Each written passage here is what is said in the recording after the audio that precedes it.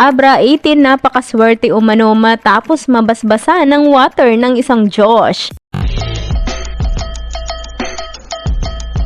Marami nga ang natuwa sa ginawang ito ni Josh sa kanilang nagdaang event sa Abra kung saan makikita nga ito sa video na bumaba sa stage upang lumapit sa mga masasayang 18 na nagtitilian habang may dala-dala itong water bottle na may lamang tubig. Sabay nakakatuwang binasbasan umano nito ang mga tao doon. Saad ng isang netizens, napakaswerte umano ng mga nabasbasan ng binata dahil nag-iisa lang daw umano si Josh na laging naghahagis ng kanyang t-shirt sa kahit anong concert na kanilang dinadaluhan. At ngayon naman ay nambasbas ito ng water sa mga audience sa Abra.